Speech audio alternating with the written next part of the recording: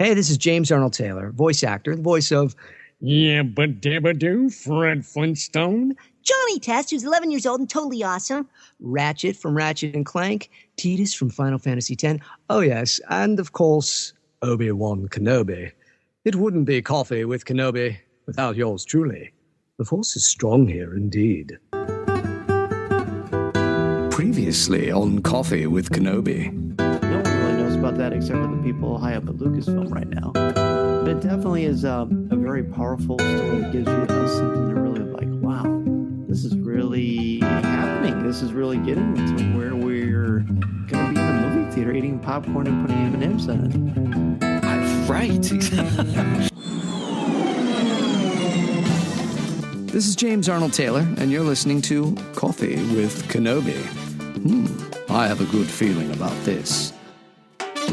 Hello, everybody, and welcome to Coffee with Kenobi show number 164. We are your spoiler-free place for Star Wars discussion, analysis, rhetoric, and the best travel tips this side of the galaxy. I'm your host, Dan Z, drinking One Nation coffee out of my black Rancho Obi-Wan coffee mug.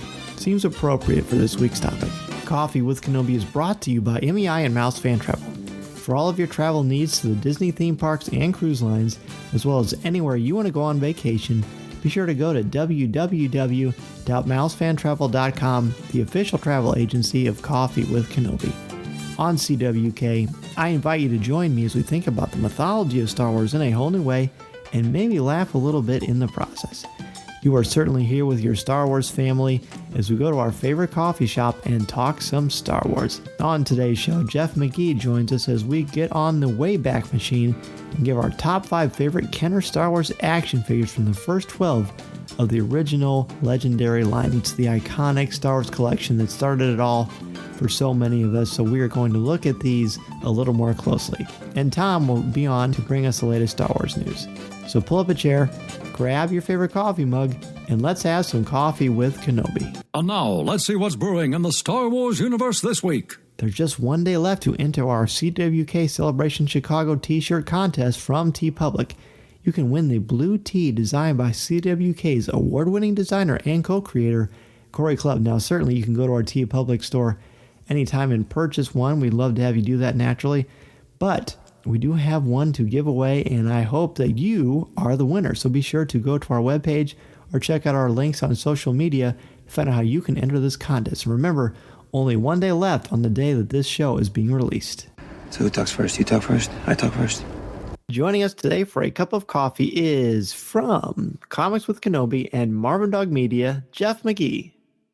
And the Geek Supreme, don't forget. I would be remiss if I did not mention my my third podcast venture, the Geek Supreme, over on the Assembly of Geeks Network. Thanks, Dan. Hi. Good to be here. Hello. Oh, it's awesome to always have you. And selfishly, of course, one of the great things about this show is all the different people I've met over the years, and you were certainly you were certainly one of them. That's right. And we're going to go to a break now. No, you're certainly one of my favorite people, not only in the show, but just on the planet. So it's always great to have you on. Well, here's the thing. I hate coffee, but if it means I get to spend time with Dan, I will share a cup of coffee with you. That's how much I enjoy spending time with you. So I love there it. You go. Hey, man, right back at you. This is great. We are having an awesome conversation today, and it hasn't even started yet. And one of the reasons I know it's going to be great is because we're going to talk about one of my very favorite things about Star Wars, and that is the original Kenner Star Wars action figure line. We certainly talked about that a lot. I know we're going to talk about it throughout the show because that is the topic, and that's sort of how things work. And Jeff is an expert in action figures. You and I have talked about action figures a lot. We've actually done some exchanges over the years where you took a couple of them off my hands, and we've helped each other out with some different collectibles. But we're going to talk about these. Where do these rank in your heart? Just below my dogs. Wow. Yeah.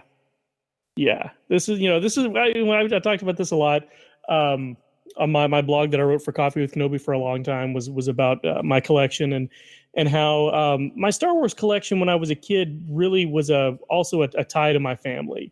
My mother was kind of quite the enabler when I was a kid, helping me complete my collection. And my brother later in life, he and I both would go on toy runs when I was in college, when the Power of the Force 2 figures came out. We would do toy runs all the time. And so that was kind of something else that we bonded over. So it's really been, the toys themselves are awesome, but the memories that I have to go along with them are the things that really draw me to them and mean the most to me. But that being said, I do love these toys. I love these little pieces of plastic, and always have one with me at all times. I've got some stories about that as well. So we will go ahead and start this. Now, we are going to go from 5 to 1, so we are going to go backwards. We'll try to save the last one as our favorite one of the top 5. Now, to be fair, this is the original 12 that we're going to look at. We're not going to look at the entire line because that, I think every sort of wave, so to speak, deserves its own top 5. But they're all wonderful. I would have a 4-way tie on everyone. Yeah, I know, exactly. It would be really hard to do. So the original list of 12 that came out, we've got C-3PO, Darth Vader, Stormtrooper, Ben, Obi-Wan Kenobi, as he's listed on the card, Han Solo, Jawa, Sand People, and they had the Death Squad Commander, which was later changed, wasn't it? Became the Death Star Commander, or Star Destroyer Commander, Star Destroyer Commander, because somehow they thought they decided that calling attention to the fact that he was the head of a death squad might not be the best example for the kiddies. No, and it certainly has a World War II feel to it as well. Right. So that's no good. Before we jump into our list, we'll just do a really, really brief history. Of course, the original thing was they had this license because it was Mego was the hot toy company at the time, and they refused the license, and Kenner picked it up, which was very fortuitous, even though we didn't know at the time. I think I speak for you when I say Kenner still has the best toys ever made. Oh, absolutely. Absolutely. Yeah, sure. My buddy Taylor from Talking Toys with Taylor and Jeff might slightly disagree, but even he would have to admit that Kenner is at least in the top 2. And it always blew my mind. It always blew my mind that Mego refused the license because they had licensed everything. Yeah. They made freaking Welcome Back Cotter figures, for Pete's sake. It was probably because of the size, I would assume, because the 3 3/4 line was created so they could fit into the vehicles, because they wanted to sell a lot of vehicles. Right. It was a brilliant idea. If you've ever seen Plastic Galaxy, the documentary, it was on Amazon Prime for a while, but if you haven't seen it, seek it out. It's a great history of the Kenner experience, the Kenner empire, really. And the Toys That Made Us had a really great episode on these toys as well. That's on Netflix. So this originally started as the Early Bird Certificate package, which came with a certificate which you could mail in, and you would eventually get Luke, Princess Leia, Chewbacca, the Wookiee, and R2-D2. Also came with a diorama display, some stickers, and a Star Wars Fan Club membership card. I'm telling you, I visibly remember holding this in my hands and my dad saying to me, "You don't need a box. You don't even have the toys." And I thought, I can get stuff in the mail. Dad, I remember you just don't get it. And so, because I like getting stuff in the mail. Heck, I still do. So we passed on it. Obviously, that would have been great to still have. Nevertheless, we still ended up with all the figures. The 12, again, we already mentioned them. So we're going to go from backwards to forwards. What is number 5 on your list? Number 5 on my list is going to be Ben, Obi-Wan, in parentheses, Kenobi. I love this guy because he's, honestly, for the human characters, he is the most screen accurate figure that we got for quite a while. Really up until the end of the Empire Strikes Back line. They didn't really get the sculpt, the face sculpts that detailed until then, but this one just works so well, and a lot of it is because of that beard. They gave him that white beard, and you could get him with a light gray hair and beard as well.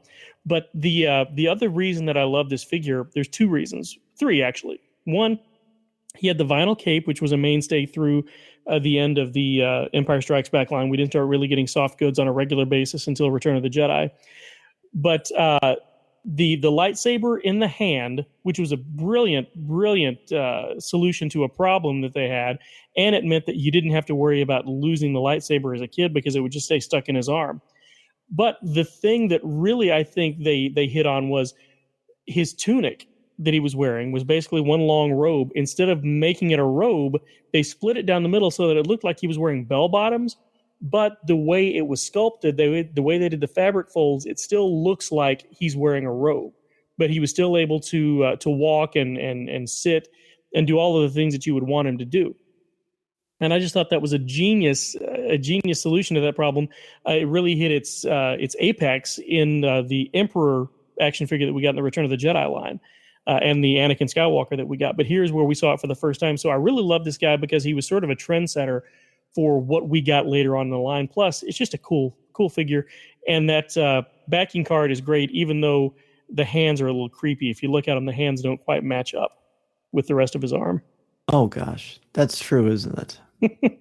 Well, so that little intro that Jeff just gave is a very, very clear recipe for why he's on the show talking about this. Because to me, you're one of the biggest experts in the world on this thing. And you should expand your circle. Well, I was just meant everyone on this call. Okay, right. And I did okay too, though. So this is true. My number 5 has also been Obi-Wan Kenobi, and I tried really hard not to snicker with Lee when you were talking, so I hit the mute button on my microphone. Because I think obviously the show, Coffee with Kenobi, certainly. In fact, my son said to me the other day, because we were talking about our favorite characters, and boy, it was a fun combo.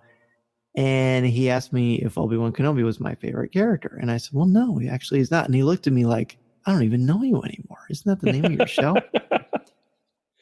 He's certainly in there, but he's number 5 on my list, and there are a lot of reasons. The one that I have, and I'm gonna have to put some pictures on our Patreon page of my display of all the original figures out of package on my shelf. But they're always right in front. They're eye level for me whenever I'm recording a show because this is where it started for me.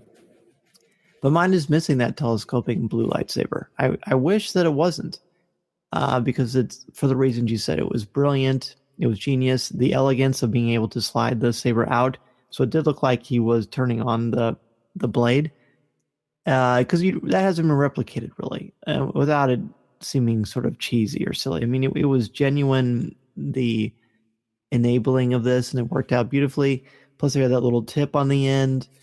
It was much more accurate than Luke's lightsaber that he has, the action figure. Right color. Yeah, the color for sure. And like you said, which is funny because on the backing card, for some reason, they gave Ben a yellow blade, which is what Luke ended up getting as a figure. Yeah, I know. Something was made even less sense. Yeah, well, you could tell when they were doing this, they really didn't know what they had on their hands, right? And I think that's kind of a nice little imperfect but perfect way to look at it. The vinyl cape is great. The design on him. You mentioned the sculpt. The sculpt of all these figures, I mean, top to bottom, is just through the roof outstanding.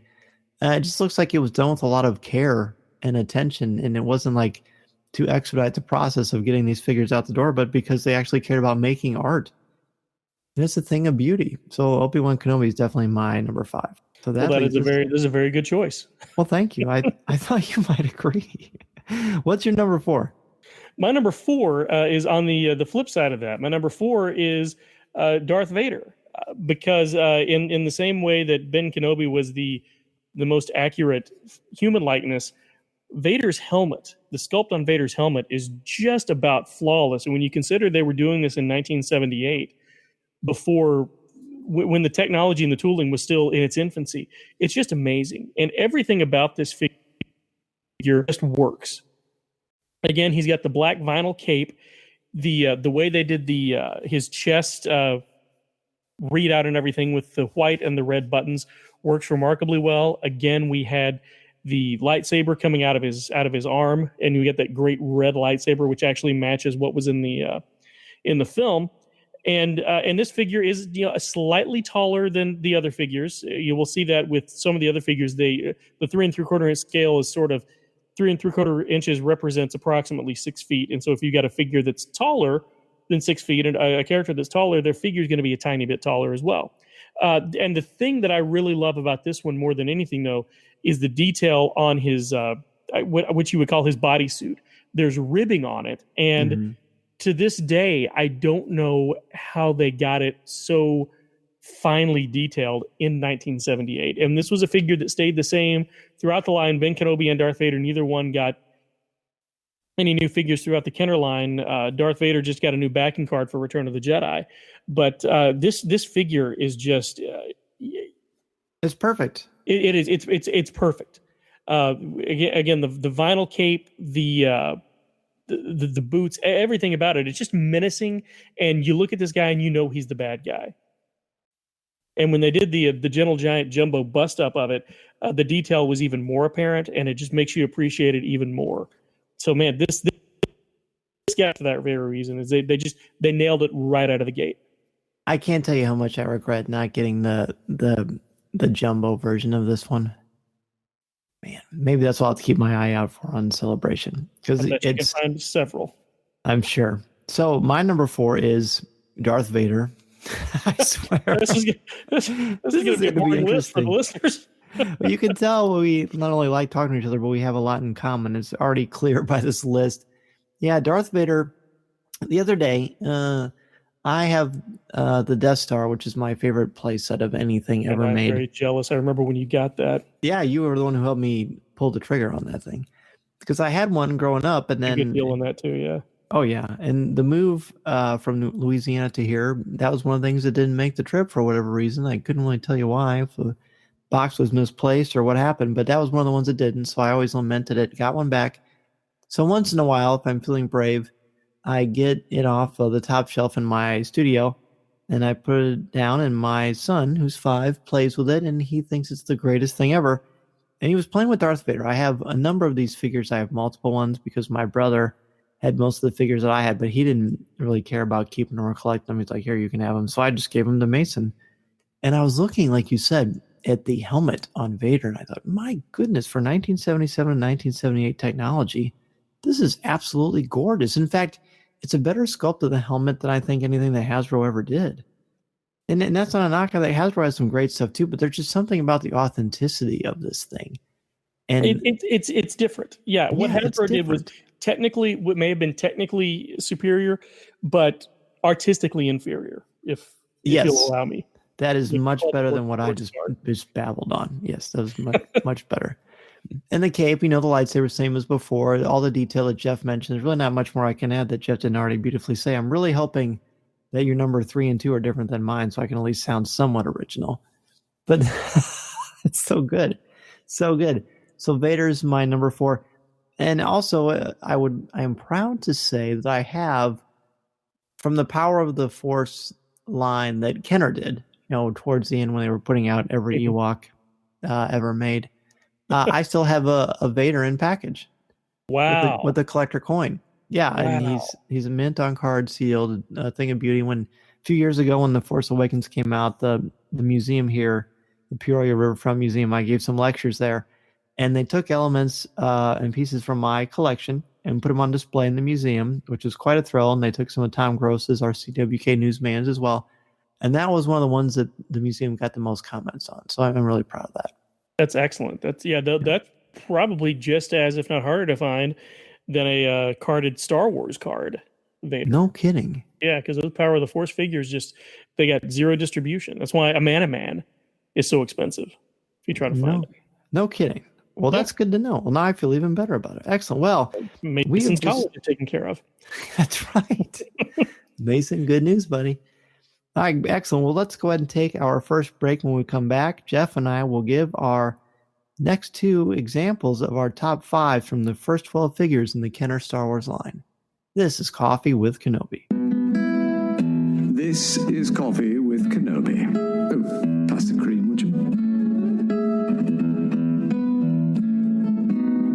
When you're a Star Wars collector, be it comics, books, or toys, it can be hard to keep track of everything you have. Gemmer is a free app for collectors that helps you solve that problem. You can join their Star Wars community, easily catalog your collection, and show off all your amazing stuff to a community of fellow fans. Just search for Gemmer, that's Gemr, in the app and Play Store now, and check it out. I want to take a moment to brag about our CWK Patreon contributors: Rebecca Raven, Dennis Keithley, Terry Lee, Ben Elkington, Melinda Wolf, Aaron Harris, Chris Gavarka, Angela Sauce, Mediocre Jedi, Jim Capron, Yancey Evans, Caroline Masilli, Tim Bungaroth, Chris Metz, LJ Souter, Thea Selby, Jeff Ellis, Daz Davies, Christian Dale, Jason Hall, Brian McKinney, Connie Shee, Jared Cantor, BJ Smith, Eric Struthers, Nick Dico, and Mark Suter. CWK's Patreon page is a way for you to come on and support our show and all of our endeavors, and it has done so much and helped us grow in ways I never thought possible. When you support Coffee with Kenobi, your monthly donation will basically allow us to expand our equipment, to increase the sound quality, to enable us to travel to different places and cover events like Celebration, and to be able to do a lot of things that never would have been able to happen without your support. But it's not just that you're giving us a donation, it's more that you get something out of it. Like, for instance, for people who contribute $5 or more a month, you get access to CWK Pour Over, which is our weekly show hosted by myself, Tom Gross, and Corey Clubb. We talk about the different pop culture topics and things going on in our lives. We have a lot of behind-the-scenes stuff. We do a lot of talk with Celebration leading up to the big event in April, and we have an absolute blast. Here is a clip from a recent show. I think go ahead. No, you first. Well, No, you I was first. just going to say, I think what makes that it's a 2-week letdown. I think in this day and age of media and social media coverage, we don't need 2 weeks. I'd say come back the next week, play the game, let the hype build those 7 days, and just get the stinking game over with, and leave it competitive. I think 2 weeks is too much of a letdown in this day and age. You're forgetting, though, the fact that how physical the NFL is, and that extra week gives a lot of these guys a chance to get really healthy so they can put on their best show for the most watched television program of the entire year every year. Yeah, we've made it that way. We've made the Super Bowl it is today. So that's our fault, basically. We've given those 2 weeks to get healthy and put on a good show. Money talks, man. It's exactly. Again, just a little sample of the things that we talk about on our show and the fun we have together. I think you will not regret it. And we have over about 45 shows now. They come out every Sunday. They're about 25 to 30 minutes long. So it won't take a lot of time out of your day, but it's certainly worth it. In the end, for $5 a month, you get 4 shows and access to the entire back catalog, which is pretty great. But there are also t-shirts, coffee mugs, and so many other things, including CWK Lens, which is a video or images of behind-the-scenes stuff, things from me directly to you. A lot of the times, especially when I'm traveling, I will put things on Patreon that I don't put anywhere else so that you will get first dibs and sometimes the only person to be able to see what's going on. So if you have any questions or want to find out more, go to www.patreon.com/coffeewithkenobi. We'd love to have you as a CWK Patreon contributor. One Nation Coffee is the official brew of Coffee with Kenobi. It smells amazing and tastes even better. They even have a subscription service that is really convenient. Be sure to go to www.onenationcoffee.com and enter the code Kenobi10 to get 10% off your first order. We are back, and we are to our number 3 of our top 5 favorites from the original 12 in the Kenner Star Wars line.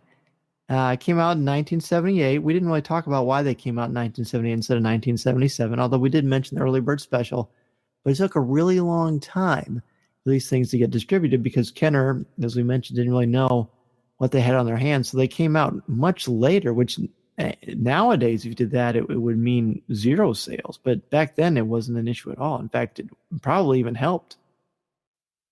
It did. It also helped that back then Star Wars was still in theaters a year later. Yeah. And that's why they sold the empty boxes, because they didn't have any prep time, any lead time on this.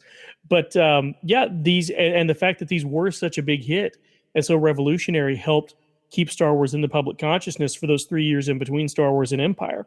And the interesting thing is, we talked about this a little bit when we talked about the Empire line on Talking Toys with Taylor and Jeff, which you can hear at marvindogmedia.com.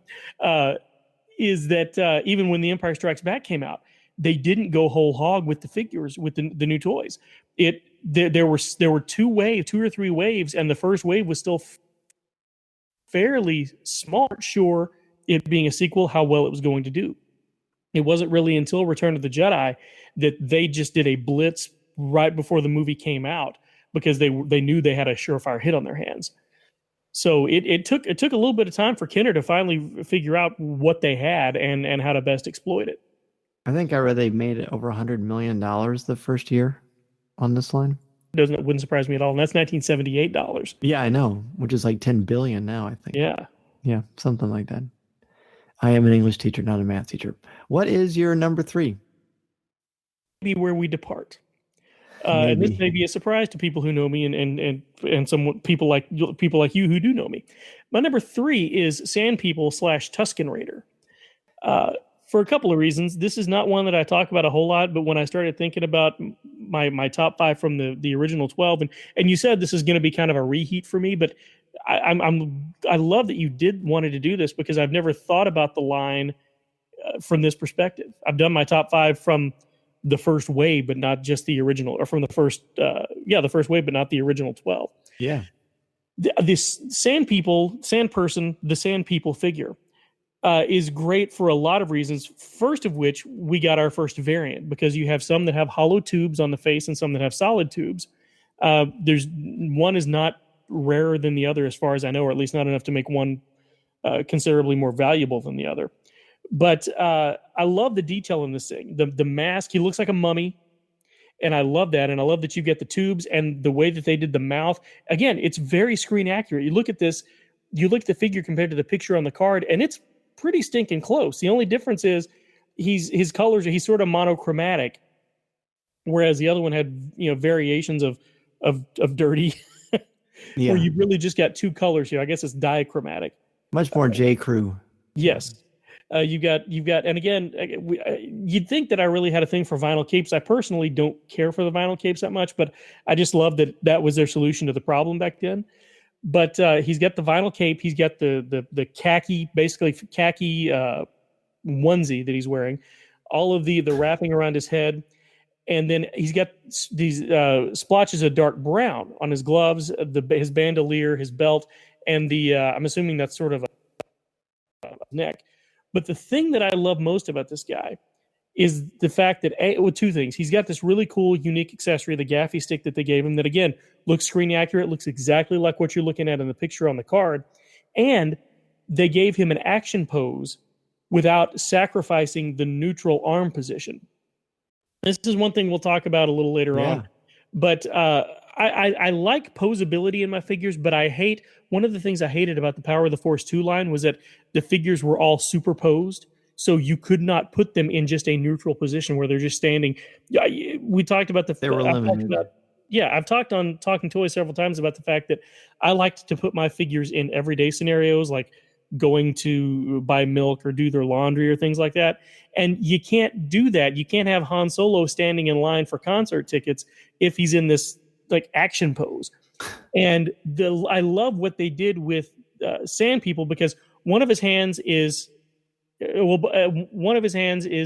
turned completely to the front, and the other is turned just slightly so that he can hold the stick either in front of him or above his head like he does in the film. But when he's not holding it, or he's just got it in one hand, it's a neutral position, and you can't tell that he's posed. And whoever did that, I would love to give them a big fat wet kiss on the cheek, because I love it, and it gave this thing infinitely more playability than it otherwise would have had. We are going to veer off. And when you started to say what you said, I'm like, oh, we're going to match again. But I had a hard time with this one, because I like the look and the design, and I like that the vinyl cape doesn't distract and doesn't get in the way of the playability factor. It kind of adds a bit of ambiance to the thing. It's almost like a Clint Eastwood cloak, the way they have it draped around the figure. And like you said, the way the hands are posed, you could be limited, but you're not, because you can still be in a neutral position and believe that it could go in a number of different directions. Plus, I like the feet and the legs, how they didn't drape the vinyl cape around there, but gave it kind of a unique sculpt in its own right. So it's like it's wearing like suit pants or something. Well, just like they did with Obi-Wan Kenobi. Yeah, exactly. Same thing. And it was great. Well, my number 3 is the Stormtrooper. Nice. Started to put it really. I thought he might show up on yours. Oh yeah. Well, it's hard to. I love Stormtroopers. I love that armor. It's just classic. One of the things I love the most about the original Star Wars is that Han and Luke are wearing the Stormtrooper armor, and quite honestly, the sculpt of the helmet is probably the least accurate of the original 12 as far as almost what it looks like on screen. Yeah. Say that again. It almost looks like it's melting, because it's sort of just longer than it should be. Yeah, and a little more flat, not quite as is dome-like, I guess. I don't know if dome-like is the right word. I'm certainly not a 501st aficionado, but there's just something wonderful about it. And one of the coolest things that we did when we were growing up, whenever my mom and dad would take us out and we were going to get a figure, if there were no figures in the store that were new, they would always let us get an extra Tusken Raider or a Jawa or one of the stormtroopers. Your parents let you troop build? Yep. Dude, your parents are awesome. Right? I know. So what we had... Parents let them buy more than one of anything. That's so cool. Well, it was kind of... Now that I look back, I'm like, wow. But they got it. They understood that, hey, there are a lot of stormtroopers on the screen, so we need a lot of them. So I have like 4 or 5 of them. And, I put one on display in my Death Star. I got one in my studio, and I gave the rest of them to Mason to play with and have his own little troop building. It's just a wonderful figure. I love the black on the the gloves, and then the white plate on the top of the hand, and just we all know what Stormtrooper armor looks like. It's just wonderful. The blaster was very authentic, and certainly that blaster was replicated for a number of figures throughout the entire Kenner line of Star Wars for all 3 films. But it's wonderful. It's iconic. When you get those life-size ones that Gentle Giant produced, I saw one of them at Lucasfilm. And man, they're just excellent. I mean, how could you not love them? So that's my number 3. Again, at first I was like, well, it's not really completely accurate, but it really doesn't have to be. It's just, it's close enough, and it looks great. It suggests it. It like we like to say when an actor is playing a real person, it captured the essence of the character. That's right. And it certainly didn't affect the playability throughout the years. Not at all. The only knock that I ever have on the Stormtroopers is the fact that that white plastic would yellow, and the torso would yellow at a different rate than the appendages. So that's true. You've got a lot that have some yellow arms and legs. But yeah, this is a great figure. And Kenner does this great thing where when they're not giving you a lot of paint app, they're giving you more detail. And which we can talk about that later if Chewbacca shows up on anybody's list, and if he doesn't, I'll talk about it anyway. But this is an example of that. We just have black and white, but we got a ton of detail on this thing. They just went whole hog with the armor, even down to the belts. The original 12, they really tried to make sure they looked like the picture that was on the card with the figure. Yep. Would it surprise you to know that none of mine have yellowed? No, not at all, because I'm still not convinced that you ever played with yours. I promise I did. It's funny, you can always tell when you go through an old bin of my stuff which one was my brother's and which one was mine, because mine looks pristine and my brother's looks like Taylor played with it. Right, yeah. For those who don't know, my co-host on Talking Toys with Taylor and Jeff, which you can find on marvin.media.com, Taylor Limberry is basically, I'll put it this way. We did some videos of him unboxing some Aliens toys that he got, some action figures that he got.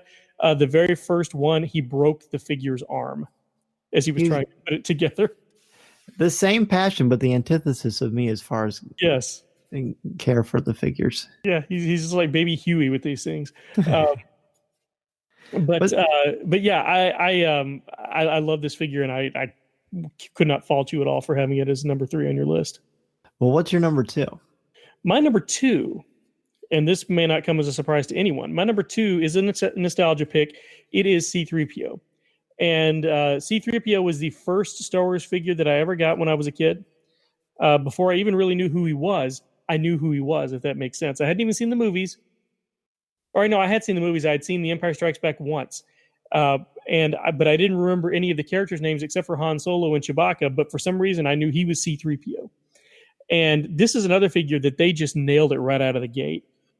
This is possibly the most screen accurate figure we got for the majority of the line. And the thing that Kenner really, they made one decision that made everything else make sense. They chose to vac metalize this thing so that he looks like he's gold metallic. And he's as screen accurate as the R2-D2 figure was not screen accurate. Yeah. Even down to the seam running along the top of his head. They even gave him that.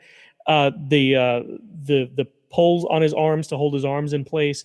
Everything about this figure is just perfect. And so much so that even when they gave us the pull-apart C-3PO later on, it was the same exact sculpt. They just put posts on his arms and legs so that they would slide in and out. And so this thing, the only thing that they didn't do was they didn't give him a midsection full of exposed wires, and for obvious reasons, it would have been extremely difficult to present that in 1978. But they got the little disc on his the disc on his chest. There's a bolt in the back that's holding the figure together. I don't even mind it because he's a droid. Of course, he's going to have stuff holding him together. Yeah. But the level of detail on this thing, the texture and the detail, there are lumps and bumps all over this thing. And again, it goes back to what I was saying. He didn't come with a gun or any kind of accessory. He didn't get painted other than the vac metallization that they did.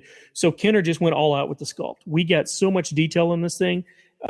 I could pull it out today, pull mine out today, and find something I had never noticed before. Oh yeah, and I didn't even realize, because they did such a great job, I didn't even realize that the pull apart one from Empire is 100% exactly the same. Oh, yeah. I always just think of it as, I don't know why. I mean, I know it's the same, it just doesn't process in my mind the same. But you're exactly right. Yeah, I love me some C-3PO, and I've got one on card. I bought one several years ago. I bought one on card just so I'd have one. It looked like the one that I got. It's on an Empire Strikes Back card. That's but great. Yeah, he's my number 2 because you as I say on the show, you always remember your first, and he was my first. That's right. Well, my number 2 is the one I thought was going to be your number 2, and I'm not. Maybe it's going to come show up later. Not sure. It's Han Solo, and I'm talking the small head Han Solo. There are 2 versions of Solo from the original line. One has the larger head, one has the smaller head. I'm not sure why the difference. I'm sure you probably know. Apparently, they didn't think that the small head looked accurate enough. Well, the big head's even worse. I know, and he's the one that's more available. That's the reason Han Solo spoiler alert, Han Solo does not appear on my list. You'd think that he would, but I don't like him because the large head is ugly and the small head is too scarce to count. I have one. I have one. That's the one I have. Years ago, but I when I was a kid, I got the large head Han, and for a second, when I first got him, I was like, why has he got a pig nose? I couldn't figure it out. It looked like a balloon. Yeah, it looks like somebody it looks like he stuck his thumb in his mouth and blew. So I'm glad to know the small head is the more scarce one because that's the one that I have. Oh yeah. And you could put his hand up and you could be touching the controls of the Falcon, which I always thought was super fun. Yes. Just a gorgeous figure. To be honest, I couldn't decide if I wanted to put Chewbacca here or Han Solo, but I just like the uniqueness of it. My brother had the one with the larger head. I always thought mine was just more attractive figure. A lot of fun with it. And Luke is, I mean, if I had to pick, I love them both, but I would pick Luke over Han. But I have Han up at number 2 just because of the memories and the fact that he goes with, the great Falcon figure. And again, I just like the sculpt. The vest is awesome. You really get the cool detail of the pants and the stripe, and almost more so than you do on Han Solo on screen too, because they're just easier to do close-ups and things like that. Just had a lot of fun with him, so he's my number 2. And again, it's a great figure, but again, the only reason I didn't pick it is because this is another problem I have with the Power of the Force 2 line. The Han Solo figures always got shafted. Yeah. But this one, it's a good figure. I like that he's basically got the quick draw arm on his right hand to hold his gun. And this has one of the all-time great backing cards as well. That pose that he's in, that Han is in on that backing card is exceptional, and I love it. And I do like this figure. And I especially like the fact that they gave his belt buckle, they painted it white. Yeah. Because his belt buckle in the movie was silver, but they're not going to give him a silver belt buckle. But it gives a little splash of color right in the middle there so that it's not just all black, since they didn't give him blue jeans. Right. But they did give him the fan of. Yeah, and he's got that another nod to is the cool blaster that comes with it. That the current Dr. Aphra figure has a very similar looking blaster too, which I think has got to be homage to Han Solo. Oh, absolutely! I've got to find an Aphra figure. I don't have one yet. I love Dr. Aphra. She's great. Well, if I find an extra one, I will send it your way.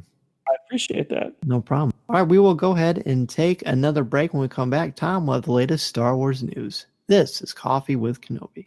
Greetings. This is Obi-Wan Kenobi, and you're listening to Coffee with Kenobi.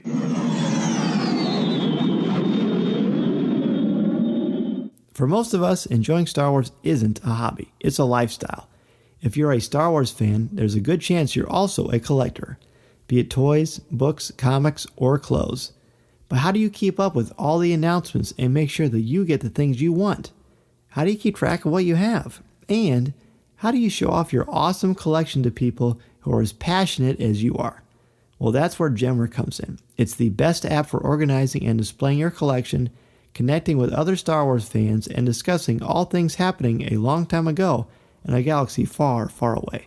Download the app for free by searching for Gemmer, that's Gemr, in the App Store or the Play Store, and join the Star Wars Club today. MEI and Mouse Fan Travel is absolutely the way to go for all of your Disney needs, whether it's to the Disney World theme parks, Disneyland, the cruise lines, Aulani, the Hawaiian Resort, or anywhere else in the galaxy. That's right, the galaxy, because Galaxy's Edge is coming up very soon. We don't have concrete dates yet, but when we do, be sure to jump on mousefantravel.com and make sure that you get the vacation that you have always dreamed about.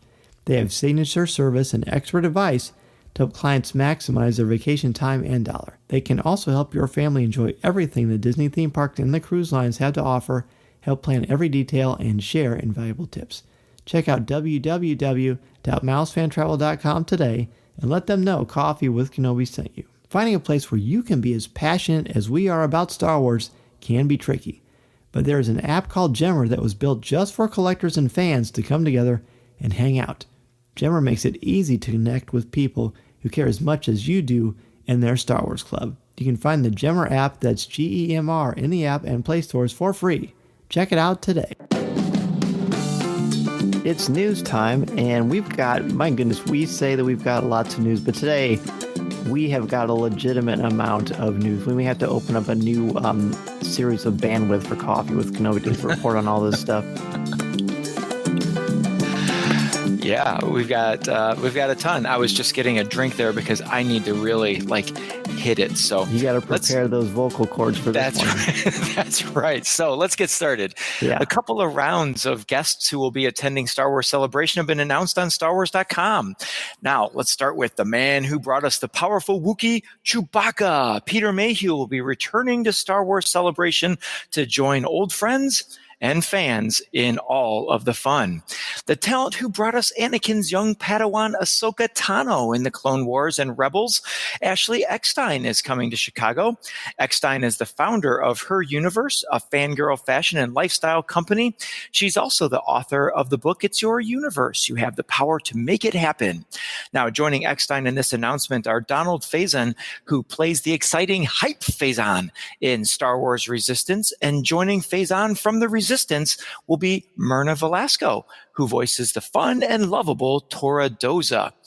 Now, joining the guests from Star Wars Rebels are the voice of Grand Inquisitor Jason Isaacs and the leader of the whole Rebels crew, the voice of Hera, Vanessa Marshall.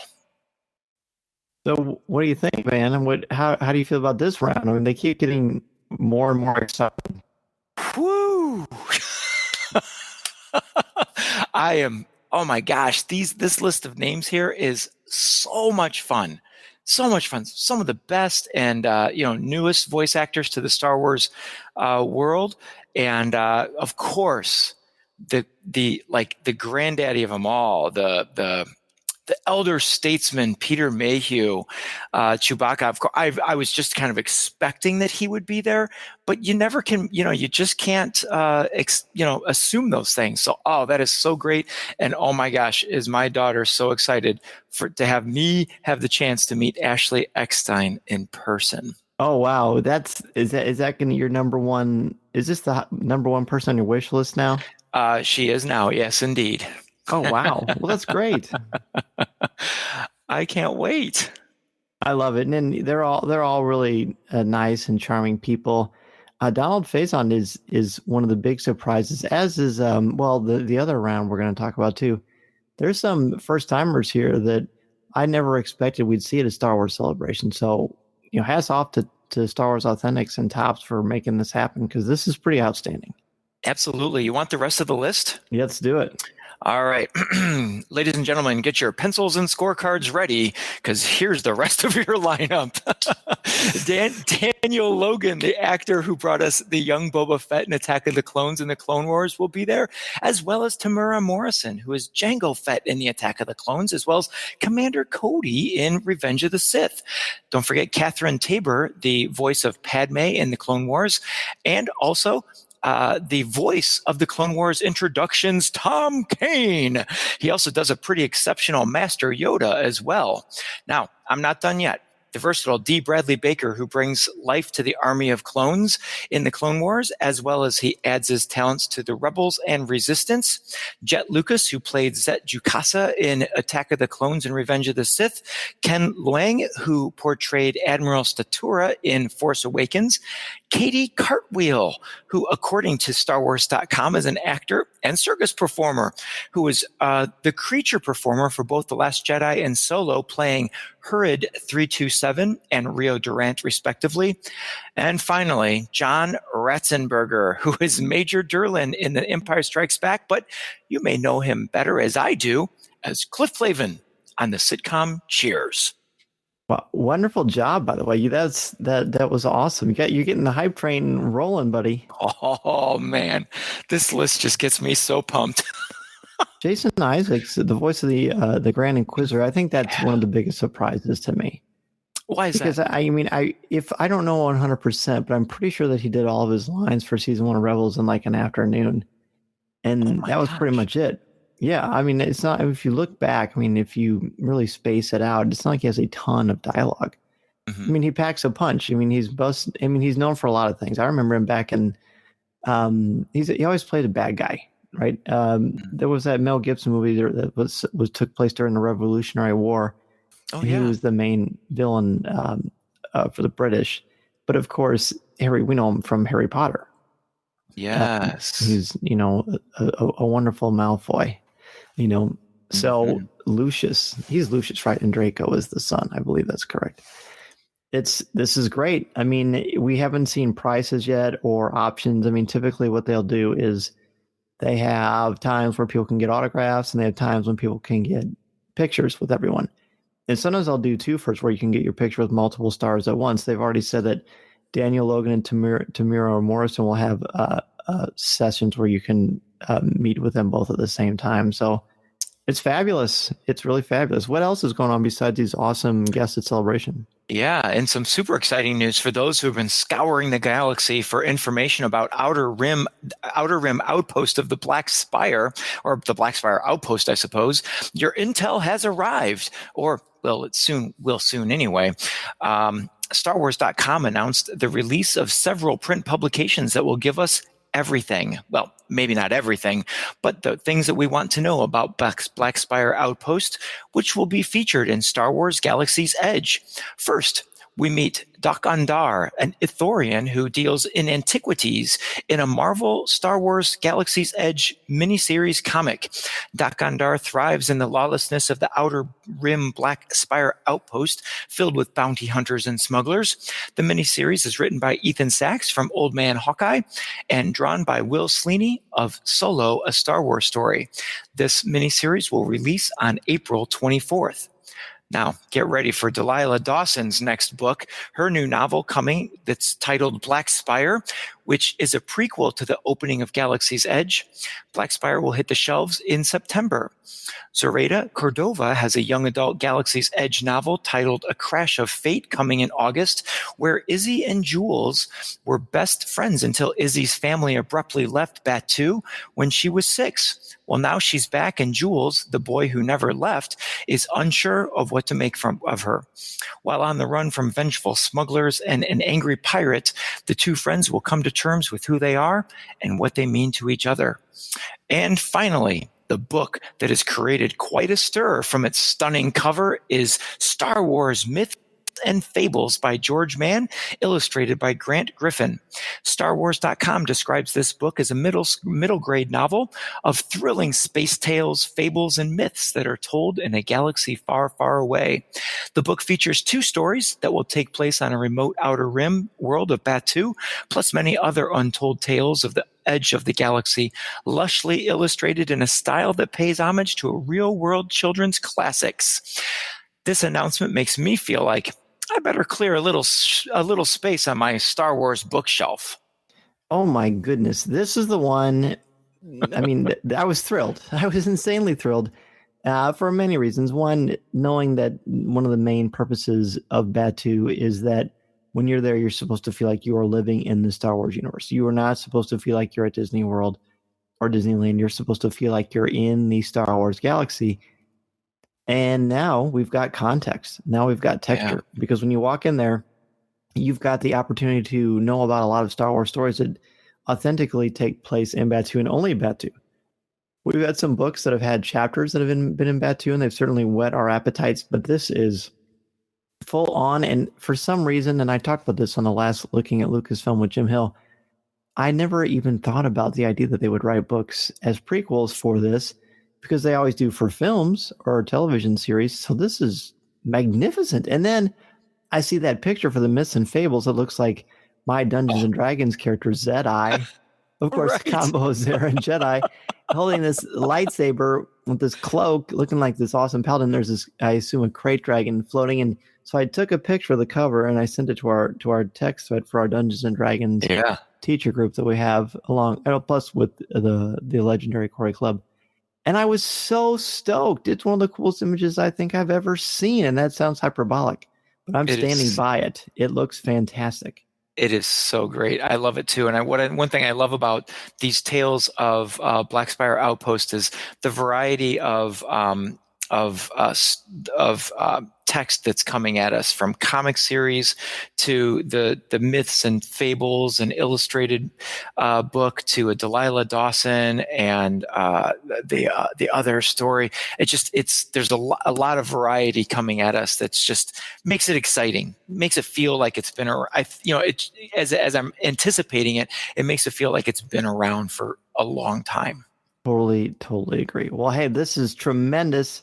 I agree. We need to definitely clear off some space in our bookshelves for these things. Tom, thank you so much for bringing us the latest Star Wars news. Oh, my pleasure. Absolutely. Let's go ahead and take a break. When we come back, Jeff and I will share our last selection for our top 5 choices from the original Star Wars Kenner line, the first 12, that is. This is Coffee with Kenobi.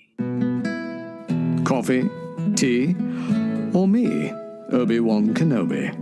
It's Coffee with Kenobi. One Nation Coffee is the official brew of Coffee with Kenobi. I start my morning every day with One Nation Coffee because it is the best. You can start your coffee subscription so you never miss out on the best coffee in the galaxy by going to www.onenationcoffee.com today. Plus, enter the code Kenobi10 to set up a coffee subscription and save 10% off your first order.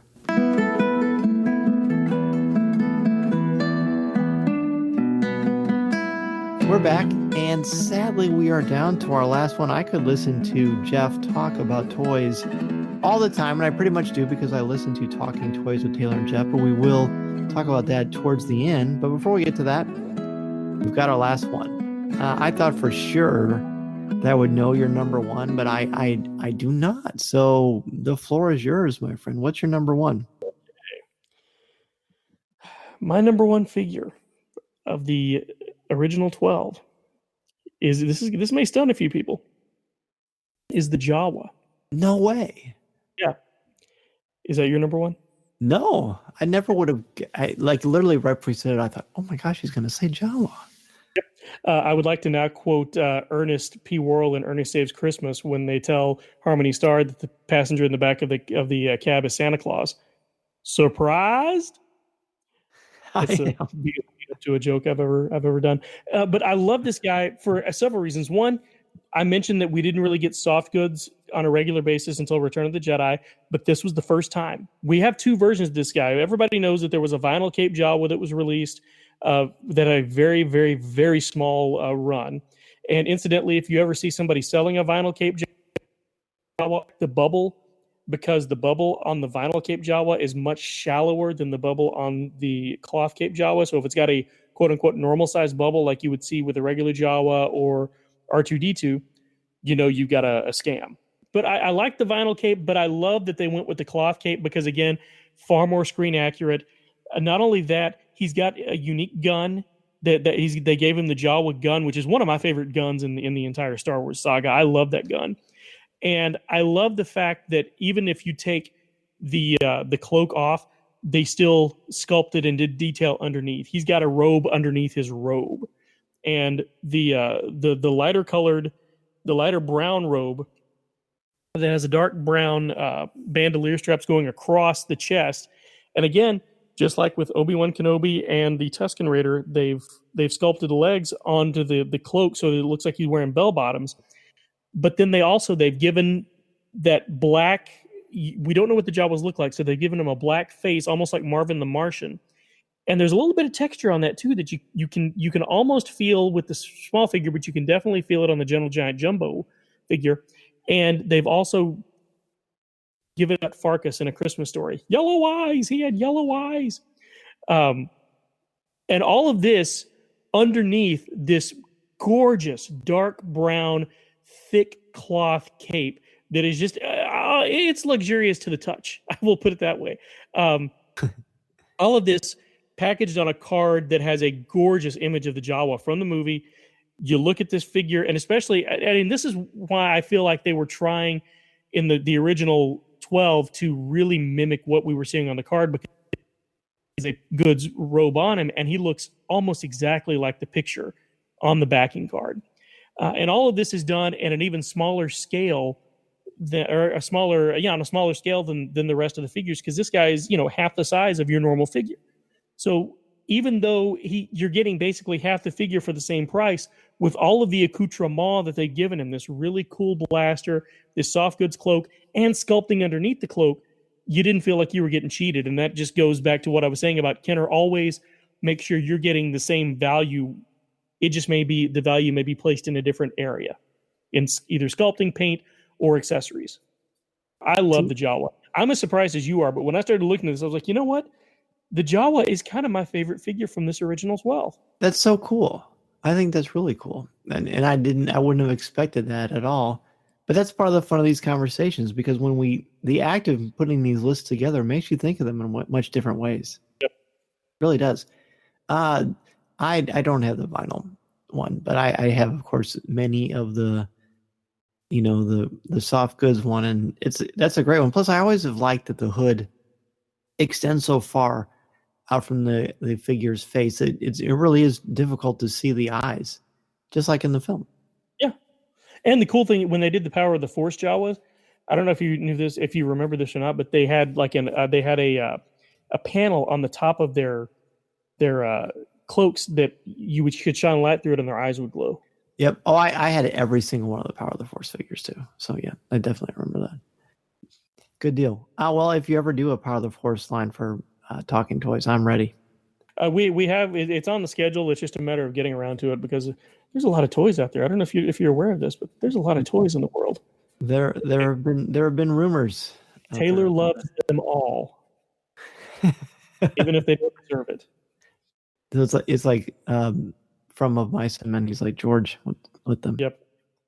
Good deal. Well, my number one was your number two, C-3PO. Nice. Yeah, and I think we've talked about this before, but it was fun to hear. I had forgotten. You had told me before, but I had forgotten that he was your first figure. He was my first figure too. And that's awesome. Yeah, and I actually had him before I saw the movie.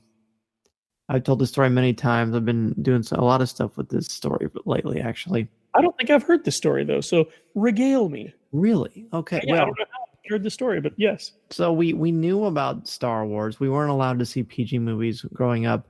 And so I saw a lot of commercials for Star Wars, and you thought it looked really awesome. And so my mother had called our cousin Raquel and asked her about it, because she had seen it. She was up on all popular culture. And she had told my family that it was probably okay for the kids to see it. I was 5 at the time. My brother was 3, because there wasn't any blood. I guess she forgot about the cantina scene with the arm, but I guess that was really minuscule. And that it was just a lot of fun. So we got the green light to go and see it, but every time we went to see it, it was always sold out, so we didn't get to. In the meantime, I told you about that early bird thing. We went to JCPenney's once, and there were rows and rows of these action figures.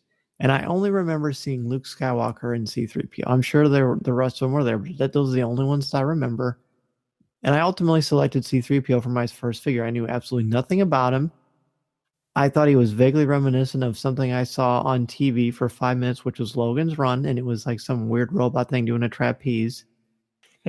And so I thought that might have been it, but I wasn't really convinced that was the case. So I bought C-3PO, and I just loved him. I mean, he was my first Star Wars collectible I ever had. And, I haven't slowed down since. I mean, you know exactly what that's like. And that it was in 1978. A few months later, I would see Star Wars for the first time at the Twin Dude Drive-In Theater in Metairie, Louisiana. And, as I said, I've never looked back. It's done so many wonderful things for me. This figure means so much to me. And the accuracy you mentioned before is completely right on the money, all the way down to where his hands are kind of cupped. Very reminiscent of how Anthony Daniels was. And the costume was on Tunisia and in A New Hope and on the soundstage and everything else. But when I went and I saw, wow, I just realized the connection. This kind of gets me choked up. When I got to go to Hollywood for the solo premiere, red carpet premiere, I got to do a lot of amazing things. I got to bring my son to Hollywood. He wants to work in film. So I said to him, you know what, I got invited to see Solo. He was so happy, he gave me a big hug. He's like, you worked so hard for this. And I said, he was in, you're taking Mom, right? And I said, no, I'm taking you. He's already real choked up.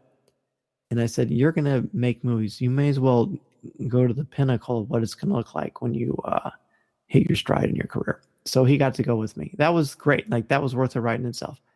But I knew that because I was going there, I had to bring the C-3PO figure with me. So I brought my very first Star Wars collectible I ever had. I had him in my suit pocket. About 40 minutes into the red carpet experience, I got to meet George Lucas and put my arm around him and thank him. While I was doing that, I had that C-3PO figure in my jacket pocket. It's just wonderful. I couldn't have scripted that any better in my wildest dreams. So this figure will always have a very, very, very special place in my heart. That's outstanding. Yeah, I hadn't heard any of these stories. Yeah, that's great. Yeah, my the one that I carry around with me, I've talked about this ad nauseum. I'm sure everybody who's tired of hearing it right now, but I always carry a Walrus Man figure around with me because of a story that my involving my mother that I'll tell the next time I'm on the show. No, I know that story and I love it, and I have a Walrus Man in my car that I carry around with me because of you. Merry Christmas. That's right. That's exactly right. That's exactly right. So do you have, this is Jeff McGee we're talking to. So I'm assuming you have an honorable mention on here. Well, the only honorable mention I did have was the Han Solo. I just couldn't bear to put it on my list for the very reason that we talked about, because they didn't do him right. They didn't do my boy right. But that being said, the original Luke Skywalker is a good figure. The original Princess Leia, I actually would put her as my honorable mention just because I think it was great that Kenner was forward thinking enough to actually produce a female figure. Even though Princess Leia is one of the toughest and strongest characters in cinema history, male, female, or otherwise, you had to know that it was going to be a tough sell to boys in the late 70s. But yeah, this is the culture of the time period. My friend Tim, who's on Star Wars in Character, that was actually, I believe, the first was a Princess Leia figure. So, and it is a good figure. And again, I talk a lot about the backing cards on these. I love the backing cards for these because that's what really takes me back to my childhood, is remembering going down the wall, Toys R Us toy aisle, and seeing just a wall of these cards and knowing exactly who it was before I even saw the name. And the backing card on this one is gorgeous. The blue nameplate with the blue field behind her. Yeah, it's just gorgeous. And the figure is very well done. They got the cinnamon buns on the sides of her head perfectly. The gun that she had is screen accurate to the one she had at the beginning of the film. So that Princess Leia would be my honorable mention, just because for all the reasons I just said. And she's even got the high five hand as well. The high five hand, that's right. My honorable mention was Chewbacca.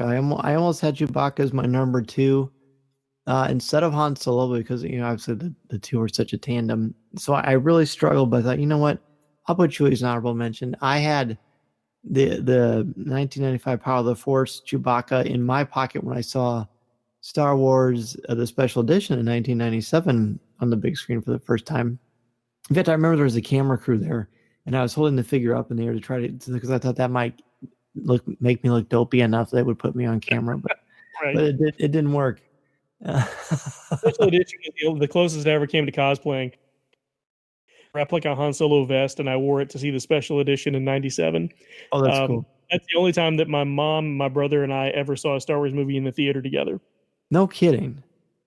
Oh, that's really nice. That's really nice. See, this is the thing about this movie. There's, and I know you're a great person and advocate for this as well, but it just brings back so many memories. If people listen to our last couple of weeks shows, all of my memories of these books or things that have been ranking are related to a memory I had with these items. Yeah, Star Wars to me has always been less about the movies and more about the memories I have of my family and my friends. And they're great. They're great. And along with it. And speaking of Chewbacca, I talked about the fact that Kenner always gave you your money's worth, whether it be detail, sculpt, paint, or accessories. And Chewbacca is one that we definitely got detail because he's hair from top to bottom, and the texture in this thing, there are layers of hair on this thing. And he looks appropriately muscly, like Peter Mayhew did. Looks like the picture on his card. His hair is slicked back. He's baring his teeth, but he doesn't look menacing. Nope. And his bowcaster, again, pretty screen accurate. And unlike some of the other figures, his feet are wide and long enough that he stands up on his own fairly consistently without having to have a peg holding him up. And really, most of these figures do. They really do. There's a few that are a little top heavy, but for the most part, you can stand them up, and they will stay. So this was great. When we do the rest of the A New Hope line, I'd love to have you back. Yeah, I think that can be arranged. Good deal. I will get in touch with your agent. Please do. My agent sounds an awful lot like me, but rest assured, it is not me. It is a completely different person, and not me playing like I'm an agent at all. Right, and much better looking too. Of course, full head of hair. Well, hey, man, this is great as always. Where can people reach out if they want to ask you a question? Just say hello and listen to all your wonderful podcasts. Well, they can find Talking Toys with Taylor and Jeff on marvindogmedia.com, and we have some exciting new projects coming down the pike pretty soon. We've announced that there is one coming out, but I haven't announced the title or anything. You know what it's about because you're going to be a guest at some point. But Yes, I am. that will be announced fairly soon. Just stay tuned for that. You can catch me and my buddy Matt Moore every week on Comics with Kenobi, reviewing that week's Star Wars comic books, which is a lot of fun. We've been doing that. We just finished episode number 101. That's right. So, yeah, there was a big milestone for us. So it just kind of snuck up on us. But that's been a lot of fun for me because Matt, used to cover comics for the Associated Press and kind of knows his stuff. He knows his comics history. He's great with storytelling and everything, and I just like the pretty pictures. So it's a nice little yin and yang we've got going there. And the Geek Supreme is available each week on the Assembly of Geeks website. Scott Murray, Regina Davis, and I are shepherded through the proceedings by Darth Taxis, and it's basically a geek version of Wait, Don't Tell Me. We discuss the week's geek news and play games, and generally just make fools of ourselves. So that's always a lot of fun, and that's at assemblyofgeeks.com. I think that's it. But if they want to reach out to me, they can find me on Twitter. If you have any questions about the podcast, that's at Marvin Dog Media, all one word. Or if you want to reach out to me personally, I'm at the Jeff McGee. That's TheJeffMcGee, all one word. Listening to Coffee with Kenobi, you are the podcast you're looking for. This is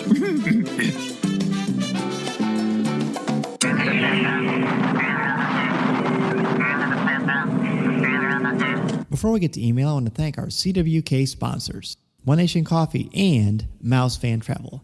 Be sure to support them the way they support our podcast, and remember to listen to new and archive shows of Coffee with Kenobi wherever you listen to podcasts, including Apple Podcasts, Podcast Addict, Stitcher, Spreaker, Overcast, Blog Talk Radio, Player FM, or our website, www.coffeewithkenobi.com, or wherever you enjoy listening to your favorite shows. And if you listen to the show through iTunes, please leave us a review. We are also on Facebook, Twitter, Instagram, YouTube, where you can find some past videos of our CWK Coffee Chat, Pinterest, and Tumblr, and we'd love for you to check us out there.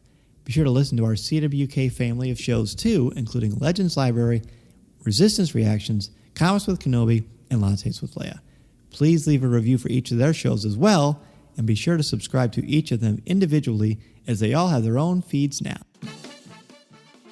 In addition to the places I just mentioned for Coffee with Kenobi, you can find me twice a month on the podcast Looking at Lucasfilm, part of the Jim Hill Media Network, as well as on Twitter at Mr. Zer, MRZEHR, and you can find my writing on CWK's website, as well as StarWars.com, where I'm an official blogger there, and on IGN, where I contribute articles on Star Wars, as well as other popular culture topics. Don't forget to check out www.patreon.com/coffeewithkenobi to help support the show, as well as get access to CWK Pour Over, which is our podcast, our weekly podcast, not heard anywhere else. There are also t-shirts, coffee mugs, and so many more opportunities and ways for you to not only support the show, but get something pretty cool out of it as well. I want to thank all of you for joining us for a cup of coffee. Please send in any topic ideas you have, whether they're top 5s, Star Wars mysteries, or whatever, and we will be happy to add them into the podcast. This show is only as good as your feedback, and the conversation is stronger because of your input. We will certainly be back next week with more Star Wars conversation with some of your favorite Star Wars personalities. This is a podcast you're looking for. This podcast is not endorsed by the Walt Disney Company or Lucasfilm Limited. It is intended for entertainment and informational purposes only. The official Star Wars website can be found at www.starwars.com. Star Wars, all names, sounds, and any other Star Wars-related items are registered trademarks and or copyrights of Disney and their respective trademark and copyright holders. All original content of this podcast is the intellectual property of Coffee with Kenobi unless otherwise indicated. This is the podcast you're looking for. There's no one here.